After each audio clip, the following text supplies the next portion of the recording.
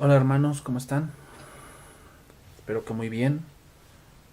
Eh, Vamos a continuar con esta materia que estamos llevando en este Instituto Bíblico Oreb a distancia, el libro de los Salmos. Esta es la clase número 6 de este estudio. Bien hermanos, vamos a orar y vamos a comenzar. Padre, te damos gracias en esta hora. Gracias por tu palabra y gracias por este tiempo que tenemos, que podemos tomar para que, oh Señor, tú nos enseñes.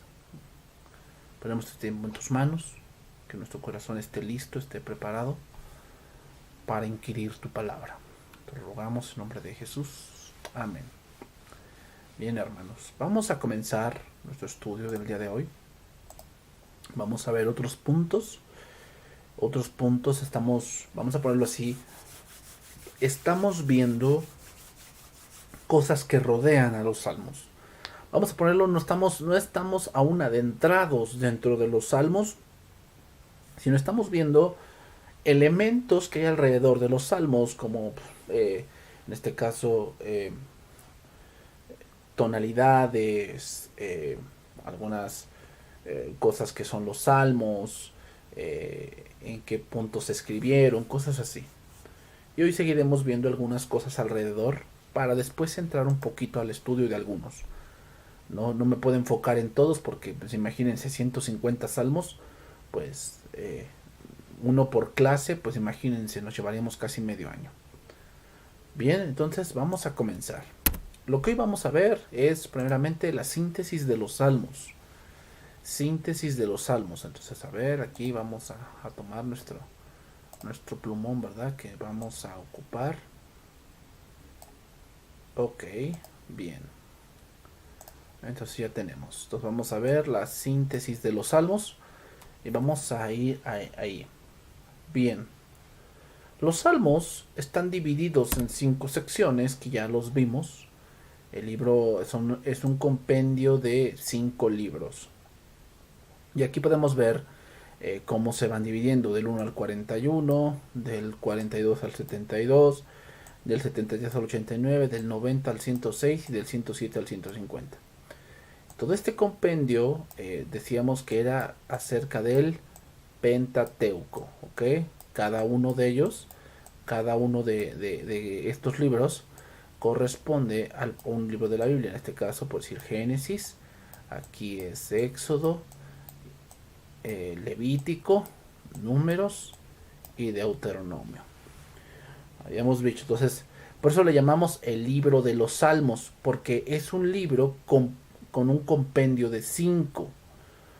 Cada una de estas grandes secciones finaliza con una breve oración de alabanza o doxología. Ahora vamos a dividir los salmos en 10 tipos. Hay 10 tipos de salmos, ¿ok? Esto depende mucho de los autores, de cómo ellos fueron escribiendo y vamos a tratar de dividirlos en 10 tipos. Puede haber más tipos de salmos, pero en este caso vamos a ver 10. Número 1, los salmos de lamento personal. Los salmos de lamento personal. Aquí vemos en la parte de abajo cuáles son estos, que son muchos. Pero ¿cómo se dividen estos salmos de lamento personal? Bueno, primeramente una introducción de un clamor a Dios, ¿ok? De un clamor a Dios. Ahorita nada más los vamos a mencionar más adelante. Más adelante vamos a ir estudiando un tipo de salmo. O sea, vamos a adentrarnos en alguno de todos estos que estamos mencionando aquí. En alguno de todos estos vamos a ir adentrándonos y vamos a estudiarlos. ¿Ok? ¿Cuáles se nos hacen conocidos? El 22, que lo publiqué hace 2 semanas. También se nos hace conocido el Salmo, el 51. También el 54 se nos hace conocido. El 42 también se nos hace conocido. Que este 42 junto con el de 43 son uno mismo, porque utilizan una misma repetición en el poema que ya vimos con anterioridad. Entonces aquí empezamos con una introducción y después viene un lamento. ¿Por qué te abates, oh alma mía? ¿No? Haciendo alusión al 42. ¿Y por qué te turbas dentro de mí? Fíjate, aquí el punto de la confesión. Espera en Dios. Ahí viene la confesión de confianza. Porque aún he de alabarle. Y la repetición, que nuevamente se vuelve a repetir eso que ya les dije. Y después viene una declaración de voto. Porque aún he de alabarle. ¿Ok? Entonces así se divide un salmo de lamento personal. Así se divide. Primero empezamos con una introducción, luego un lamento, luego una confesión, una repetición y una declaración o voto de alabanza. Aquí podemos ver todos estos salmos que, como les dije, más adelante vamos a ir tocando uno de estos, de este tipo, para ir analizándolo con más profundidad y tal vez con alguno de ellos nos identifiquemos, ¿no? Depende de todo lo que estamos viviendo y todo lo que estemos pasando en el momento que leamos un salmo. Número 2. Los salmos de lamento comunitario. El primero fue de lamento personal. Aquí es un lamento comunitario. La única diferencia es que la nación, aquí vemos nación, y no el individuo es quien hace lamento. En estos tipos de salmos vamos a ver lamentación, pero de como nación. Y aquí vemos los salmos que contienen ese tipo de descripción. ¿Ok? Descripción en este tipo de lamento comunitario. Entonces vamos a ponerlo así, tiene los mismos elementos que el anterior, solamente que en este caso no es personal, sino es comunitario. ¿Ok? Es comunitario. Bien. Salmo o tipo número 3. Los salmos personales de acción de gracias.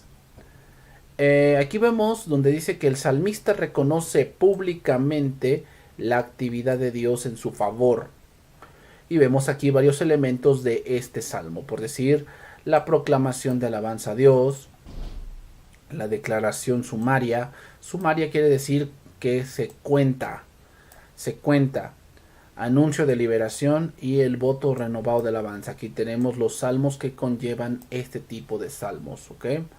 O este tipo de salmos personales de acciones de gracias, que también iremos analizando en clases más adelante. ¿Ok? Clase más adelante trataremos de analizar alguno de ellos para ir analizándolo e ir estudiándolo. ¿Ok? Continuamos. Número 4. Número 4. Los salmos comunitarios de acciones de gracias. Aquí lo mismo. Lo que cambia es que son comunitarios, ¿ok? En el caso anterior son personales, aquí lo vemos, personales, y en este caso son comunitarios. Entonces, vamos a ver que es lo mismo, tiene los mismos elementos que vemos aquí, pero en comunidad, y algunos de estos salmos son estos dos, el Salmo 124 y el 129. ¿Ok? Número 5. Los salmos generales de alabanza. Estos salmos son más generales. ¿Okay? Aquí por eso lo remarcamos, generales. Estos salmos son más generales que los salmos de acciones de gracias.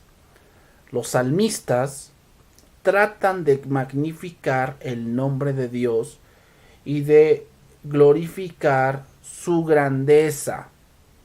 La exclamación de gozo comunes en estos salmos es la expresión aleluya, que significa, la palabra aleluya significa alabado sea el Señor o alabado el Señor. Y se encuentra en varios de estos salmos, aquí tenemos algunos, por decir uno de los salmos que hemos visto es el Salmo 150 y también el 19. Hemos visto ahí el Salmo 19 que es oh Señor, cuán glorioso es tu nombre en toda la tierra. Has puesto tu gloria sobre los cielos. Entonces, y también el Salmo 150, que es todo lo que respire. Alabe al Señor, alabadle al Señor con cuerdas y flautas, con pandero y decacordio, cosas así que ya hemos visto, ¿ok?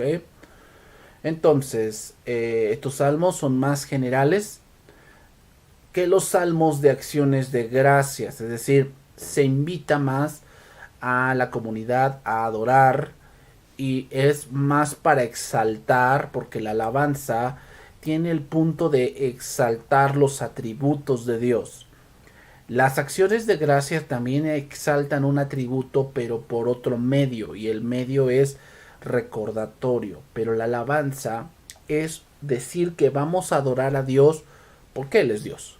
O sea, no necesitamos que Dios me haga un favor, porque muchos piensan eso. Dios no ha hecho nada por mí. Dios no ha hecho nada por mí, entonces yo no tengo motivo para alabar a Dios. Y eso es pues una vergüenza o es una aberración. Porque a Dios se le alaba porque Él es Dios. Aún así, aunque Él no nos dé nada y aún así perdiésemos todo, Dios es digno de alabanza porque Él es Dios. Ok, número 6. Los salmos descriptivos de alabanza. Los salmos descriptivos. Estos salmos alaban a Dios por sus atributos, ¿verdad? Y sus hechos. Es decir, en este tipo de salmos vamos a enfocarnos en algo puntual, ¿ok? En algo puntual. Aquí están los salmos que contienen ese tipo de descripción. Pero en este tipo de salmos vamos a enfocarnos en algo puntual. Es decir, vamos a enfocarnos en una acción que Dios hizo, donde se muestra sus atributos y su grande poderío, su grande misericordia, su grande señorío. Por decir, en alguno de estos salmos está el punto de, por decir, que exalten al Señor porque te alabaré, porque formidables y maravillosas son tus obras, que tú me hiciste en el vientre de mi madre, mi embrión vieron tus ojos. Entonces todo ese tipo de salmos, ahí vemos el atributo de Dios, que Él solamente es creador. Y creador no significa transformar, sino creador significa crear de la nada. Eso significa ser creador.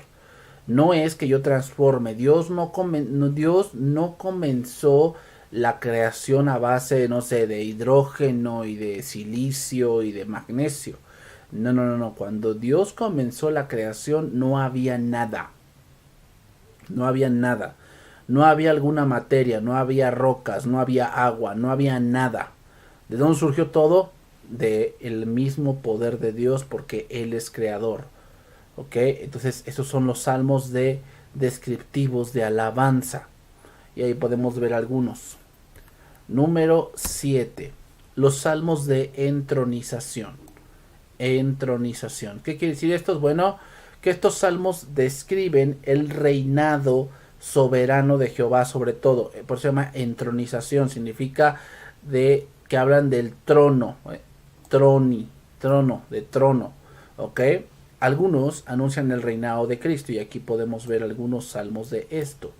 Entonces estos salmos se enfocan mucho a cuando Dios, por decir, Dios va a reinar en Sión, Dios va a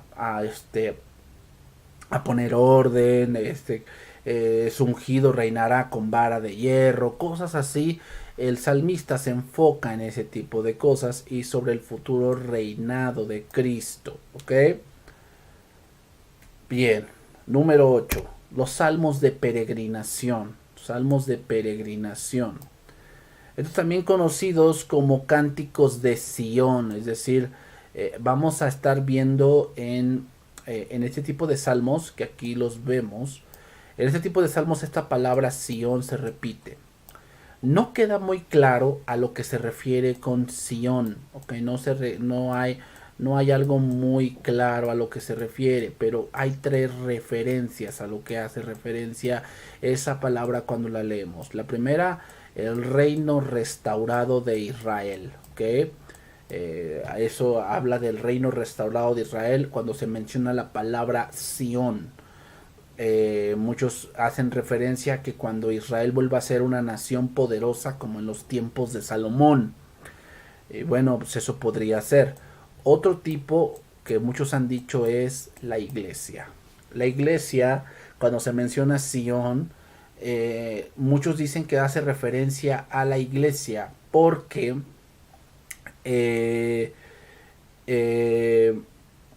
ya Dios, como lo dijo en Juan capítulo 4, sobre que ya no sería ni en este monte, ni en cualquier otro lugar, ni en Jerusalén, ni en Gerizim, sino que sería en cualquier lugar que se invoque, ahí estaría su espíritu, y esto habla acerca de la iglesia. Entonces muchos dicen que ya Sion ya ha sido resustituido por la iglesia. Eso es lo que algunos dicen. Y número 3 habla sobre el reino milenial.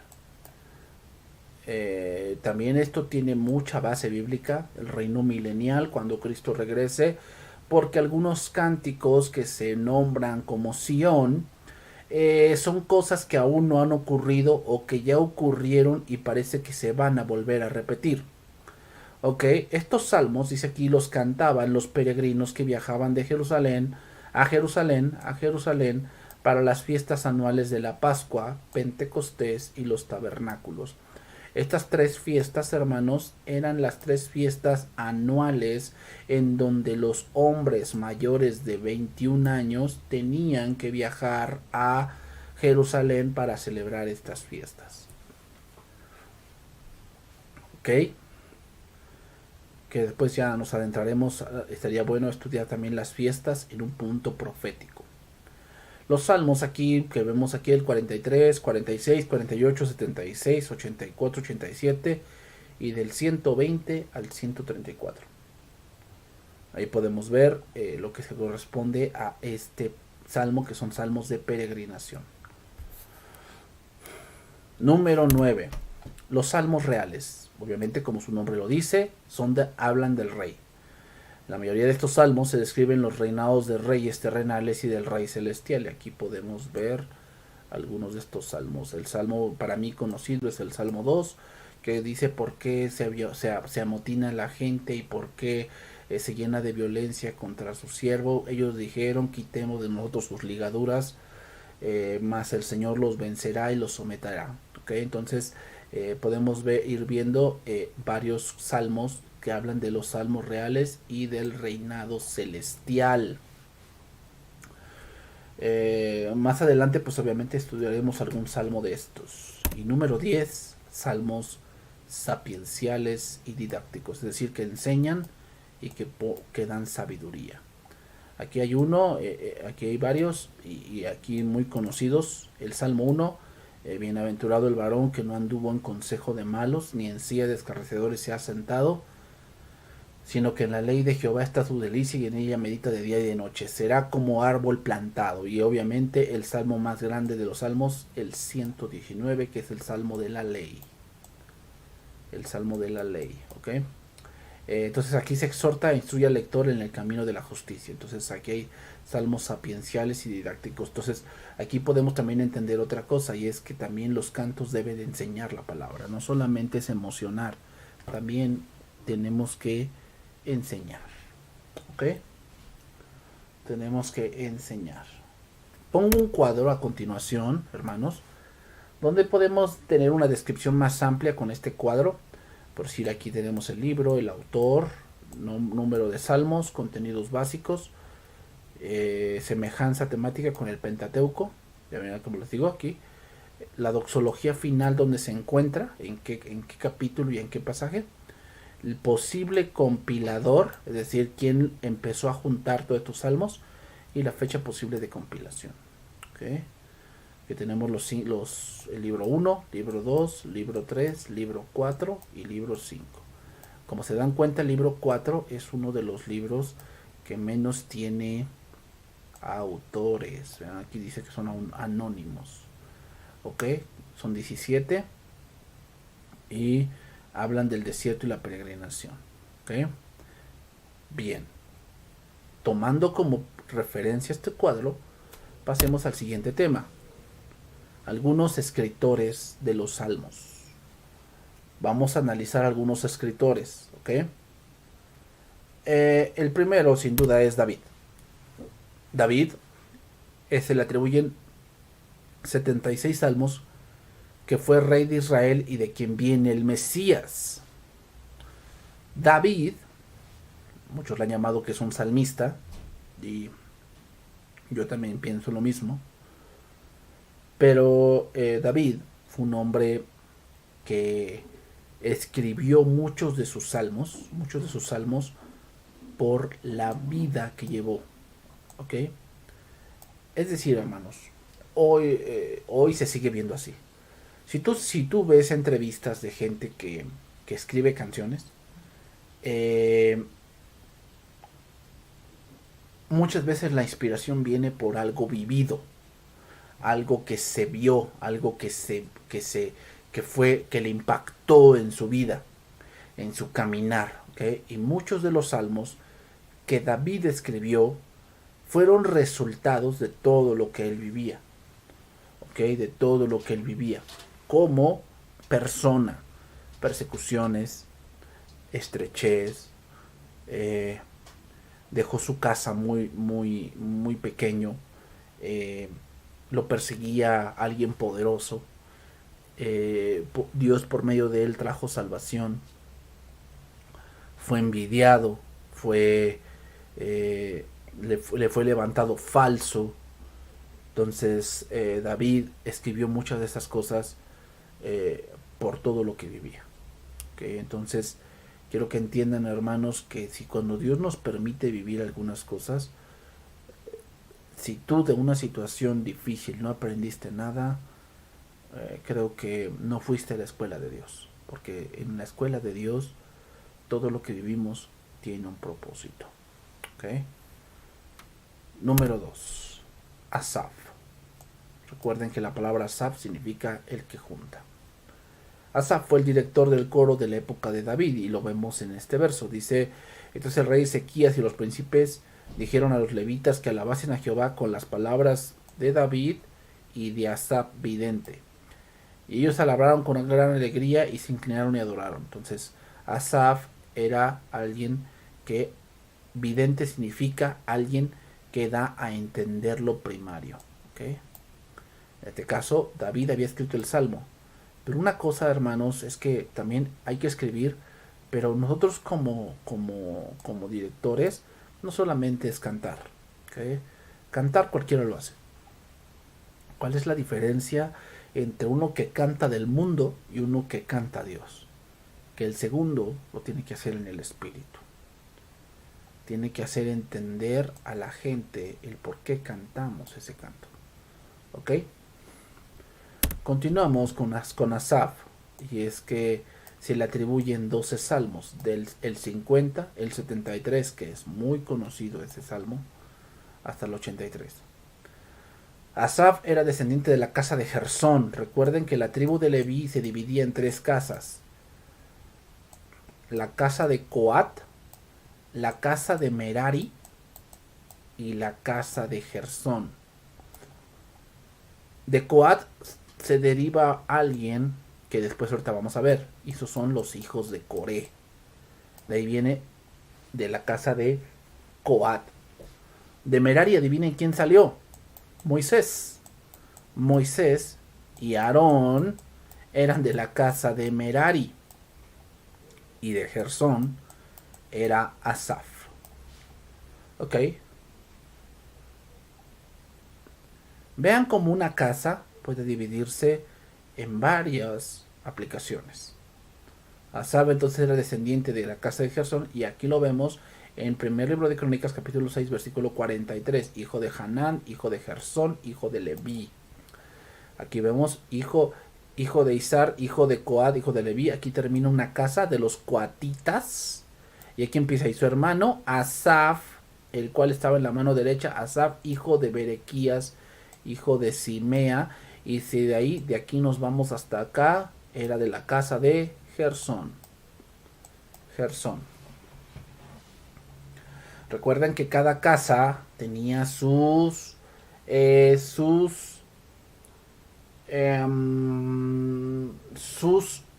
privilegios y sus responsabilidades. ¿Ok? Ok. Entonces se le atribuyen 12 salmos a Asaf. Del 50 al 73 al 83. Continuamos con el siguiente. Los hijos de Coré, que como les digo, estos son de la casa de los coatitas. A ellos se les atribuye el Salmo 42, que es muy conocido, y todos estos salmos. ¿Ok? Eran un grupo de músicos consagrados para el Señor, y esto lo tuvieron que aprender a la mala.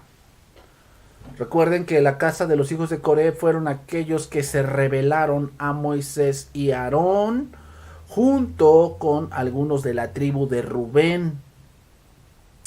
Y se rebelaron contra ellos queriendo el sumo sacerdocio.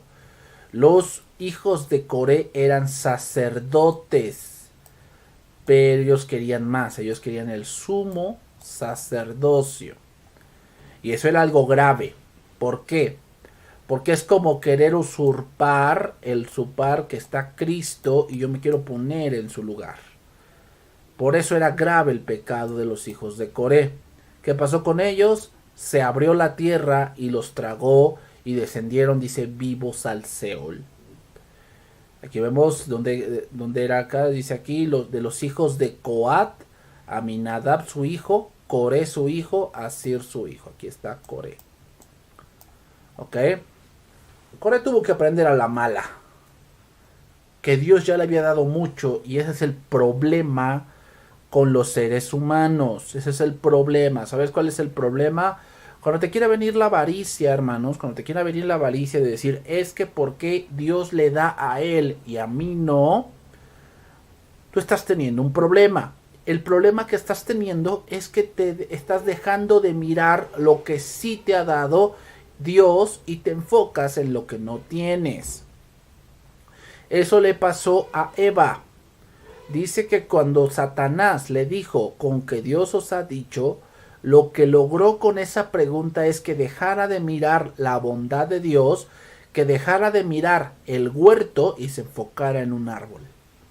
Lo mismo pasa con nosotros. Satanás te dice, pues no, que Dios dice que te va a bendecir, a ver, ¿por qué no tienes? Y dejas de mirar el huerto y te enfocas en un árbol. ¿Cuál árbol? Tu deseo personal. Y entonces empiezas a pensar que Dios es malo porque no cumple tu capricho. ¿Ok? Coré hizo lo mismo y ve lo que le pasó. Entonces, la avaricia, ¿sabes a dónde te va a llevar? A la tumba. La avaricia nunca será buena, hermanos. Nunca. Porque la avaricia siempre hará que seamos malagradecidos. Bien, hermanos, seguimos adelante. Salomón. ¿Qué podemos decir de Salomón? Bueno, dice que se le atribuyen dos, el 72 y el 127. El rey Salomón, pues qué podemos decir de él, ¿verdad? El hombre más sabio después de Cristo. Un hombre que es increíble que no escribiera tantos salmos, o tal vez escribió muchos, pero solamente estos se pudieron recopilar. Y lo que sí tenemos de mucho de él son Proverbios, Eclesiastés y Cantar de los Cantares. Luego vemos aquí otro, Etán Esraíta, que era un sabio de la época de Salomón y se le conoce como el israelita. Lo vemos aquí en Primer Libro de Reyes, capítulo 4, verso 31. Aquí dice, aún fue más sabio que todos los hombres, más que Etán Israelita y que Gemán, Calcol y Darda, hijos de Maol, y fue conocido entre todas las naciones de alrededor. O sea, aquí está hablando de Salomón, que fue más sabio que este hombre. O sea, Salomón fue más entendido. ¿Y por qué le comparan con este? Porque se ve que estas personas eran de mayor edad. Recuerden que Salomón tenía más o menos, cuando recibió la visión, 20 años. Y a él se le atribuye el Salmo 89. ¿Okay? Seguimos adelante. Moisés. El Salmo 90 que él escribió es el Salmo donde se dice, Señor, enséñame a contar mis días de modo que traigamos al corazón sabiduría. Eso fue lo que dijo Moisés.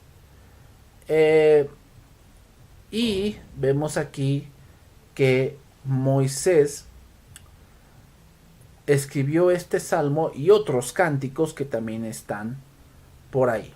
¿Okay? Y no necesariamente en el libro de los salmos. También están en el libro de los números y en el libro del Éxodo. Seguimos adelante. Número 7. Gemán fue un israelita de los hijos de Judá. de los hijos de Judá, que era también un hombre sabio. Él también vivió bajo el reinado de Salomón. Y se le atribuye el Salmo 88. No tenemos mucha información de él y de estos hombres como el anterior. Sin embargo, ahí están, ¿verdad? Con su contribución. Y algunos salmos también son anónimos. Ahora, el libro de los salmos no consiste...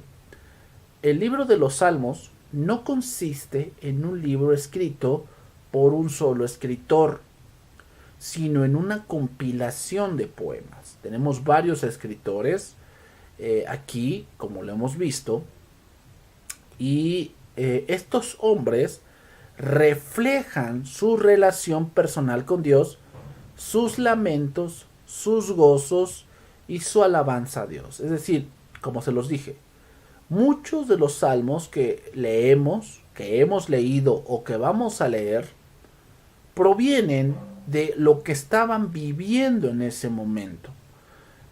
O sea, no es de que, me voy a sentar a hacer un salmo y a ver qué me sale. No. Muchos de los salmos, la mayoría de ellos, son el resultado de una vivencia que Dios está permitiendo en estas personas. ¿Ok? Entonces, eso es muy importante saberlo. Que quiero que entiendan, hermanos, que todas las cosas que vivimos, Dios quiere que aprendamos algo.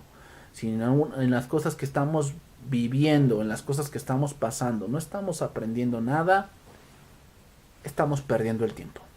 Eso es lo que significa el Salmo 90. Señor, enséñame a contar mis días, de modo que traigamos al corazón sabiduría. No está diciendo Moisés que Dios nos diga cuándo vamos a morir. De eso es lo que no está diciendo eso Moisés. Lo que está diciendo es que nos dé la capacidad de recapitular lo que hemos vivido en 30, 20, 18, 15, 10 años y que aprendamos de los errores y de los aciertos que hemos tenido a lo largo de ese peregrinar.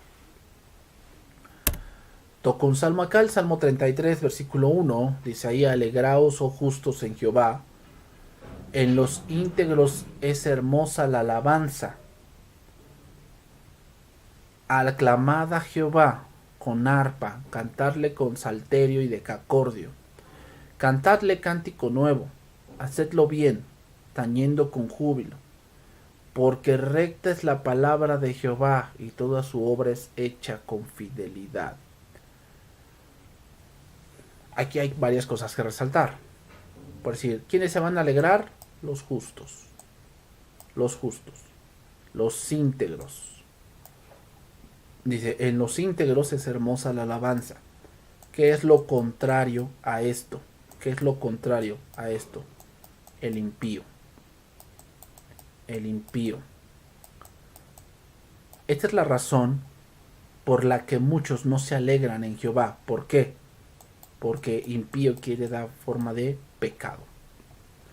Cuando tenemos pecado en nuestra vida, no podemos alabar a Dios en integridad y tenemos que arrepentirnos.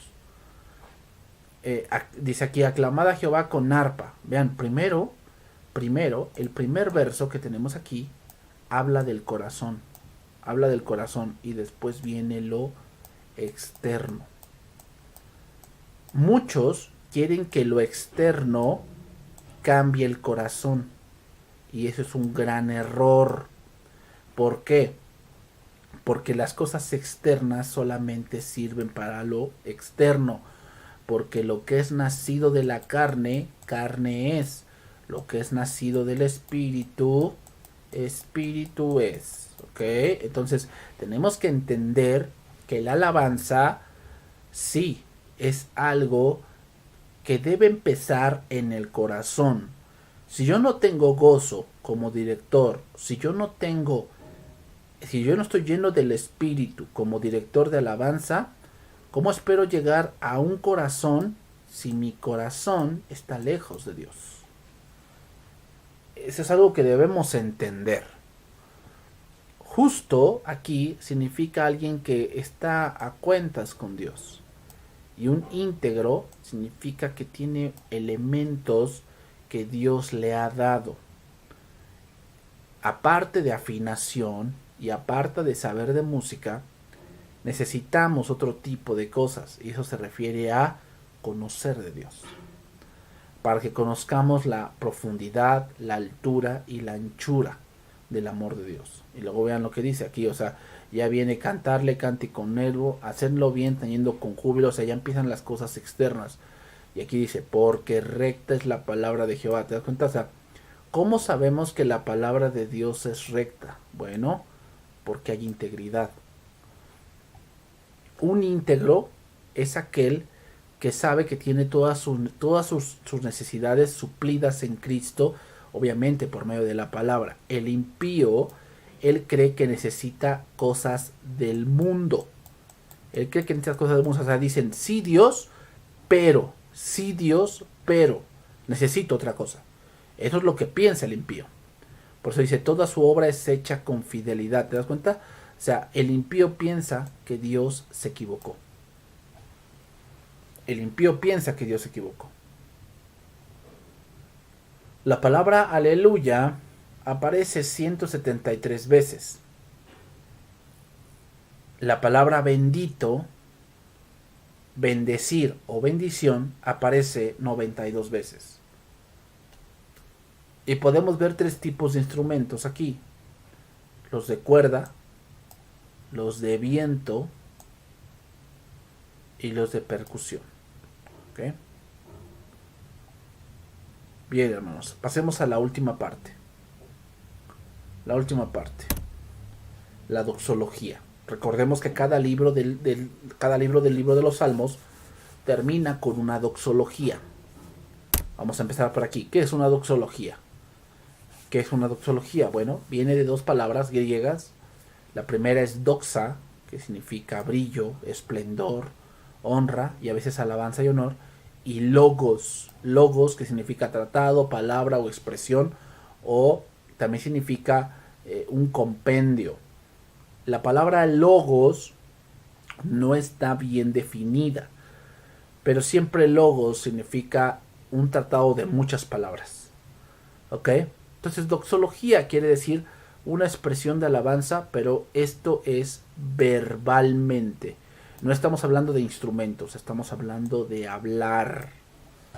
Estamos hablando de hablar. Entonces una doxología quiere decir una expresión de alabanza, pero esto es verbalmente. Entonces estamos declarando, una doxología es que estamos declarando con nuestras palabras acerca de la gloria y majestad de Dios. Lo vuelvo a repetir.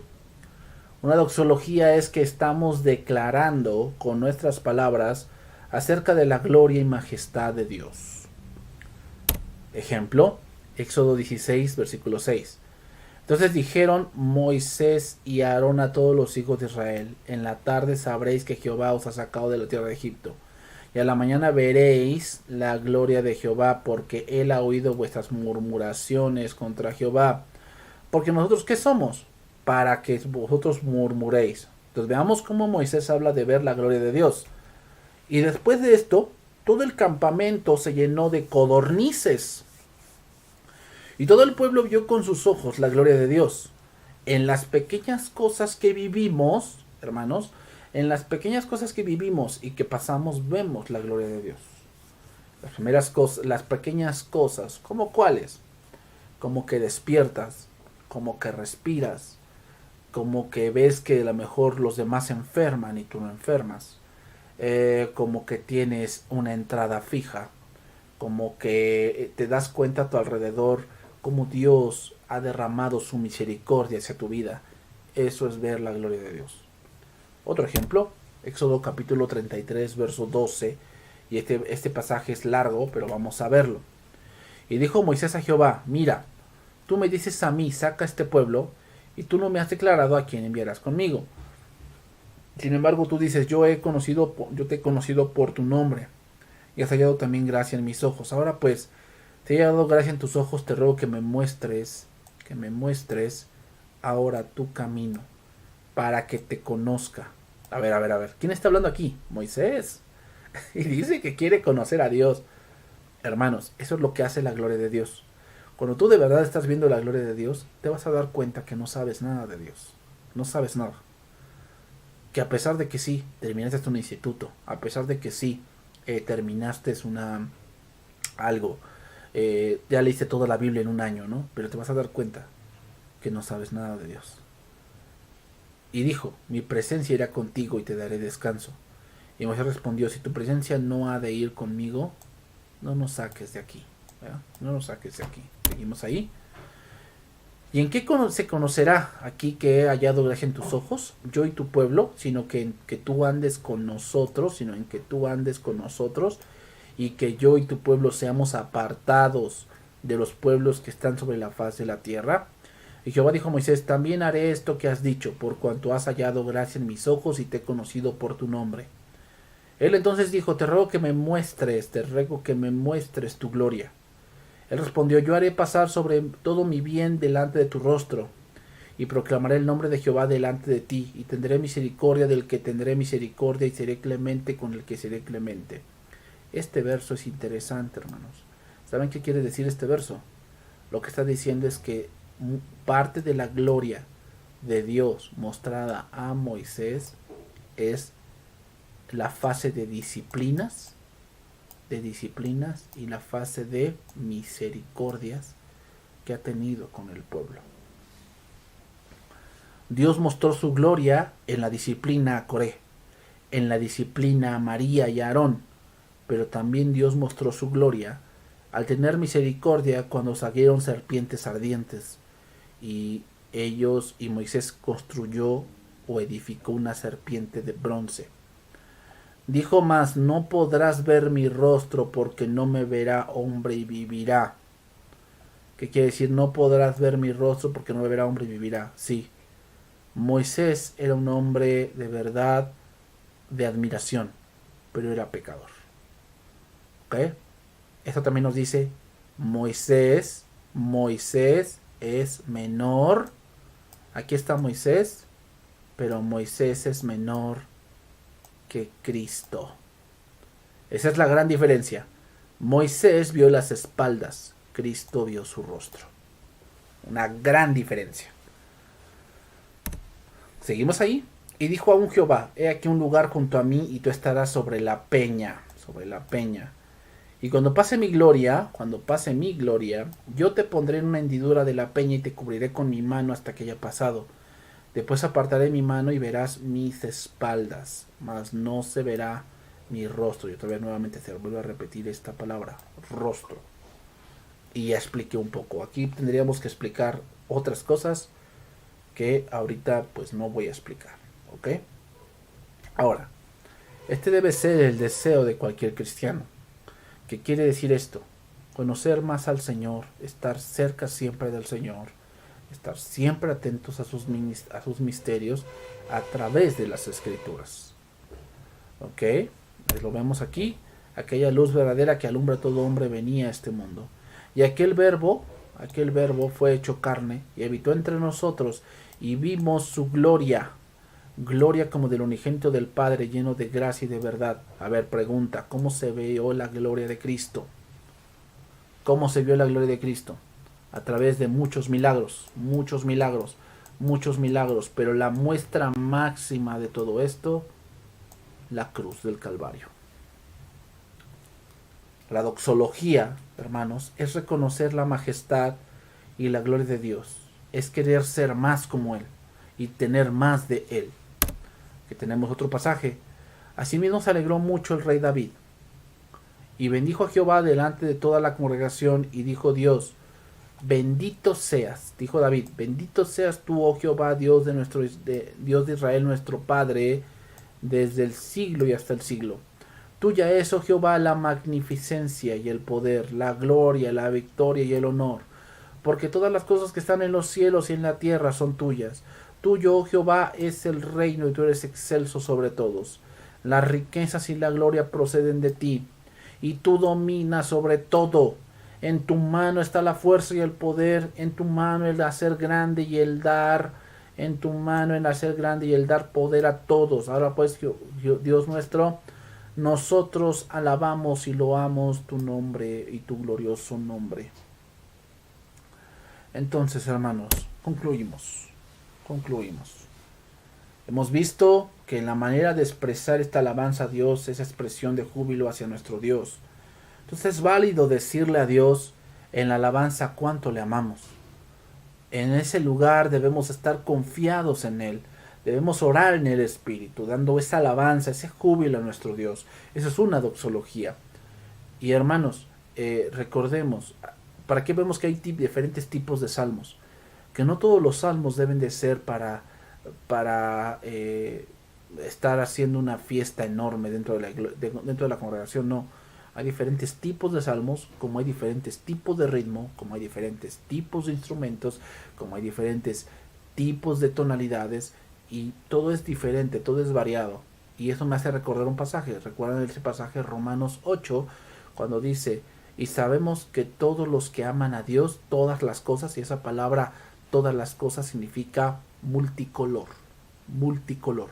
Las pruebas que Dios manda son multicolor, de muchos colores, diferentes tonalidades, que van a dar al final un tono de luz que nos va a hacer ver más a Jesús. ¿Ok, hermanos? Bien, entonces aquí terminamos esta clase número 6. Que Dios les bendiga, hermanos, que sigan estudiando, que sigan anhelando más escuchar de Dios, y nos veremos la próxima clase. Dios les bendiga y bendiciones a todos.